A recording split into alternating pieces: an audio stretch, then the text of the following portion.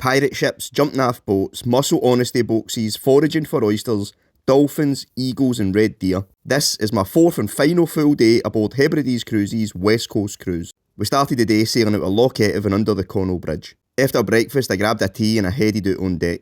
It wasn't long until I seen a seal tucking into a fish, then a ship that looked like it was for the Pirates of the Caribbean. We were soon joined by a Calmac ferry heading out to Oban, and we spotted Duart Castle in the distance, followed by another smaller Calmac ferry. Some dolphins came alongside us, but if you blink you'll miss them. Sailing out in the open sea was so exciting, you felt like anything could appear, so I stood up on top of the boat trying to take it all in. The coast of Mull was getting closer, and it wasn't long before we turned into the entrance of Loch Spelve. We all had our binoculars ready, and we quickly saw feral goats, eagles and buzzards, and red deer stags in the midst of the rut.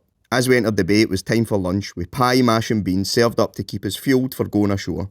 We hopped on the rib and I was buzzing as I'd asked the crew if we could stop off at Inverlusa Mussel Farm. The farm grows rope-grown mussels in the pristine waters around Loch Spelve, and I was in my element as I'd wanted to visit here for a long time to pick up some mussels for their honesty box. At only £6 for 5 kilo, I was in heaven. I then went a walk along the foreshore and found some wild oysters and I got close to some geese. We then headed back to the boat and had afternoon tea. I followed this with a jump into the loch, some beers, more jumping, and then I went between the hot tub and swims in the loch until it was dinner time.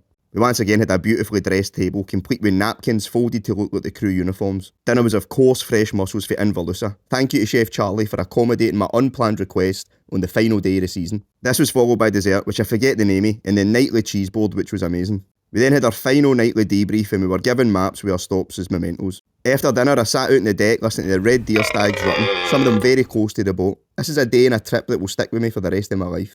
I can pay no higher compliment than saying it was the greatest travel adventure that I've ever had in Scotland. Please give Hebrides Cruises a follow. They're a small family run business showcasing the very best of Scottish tourism, and I can't recommend a trip with them highly enough.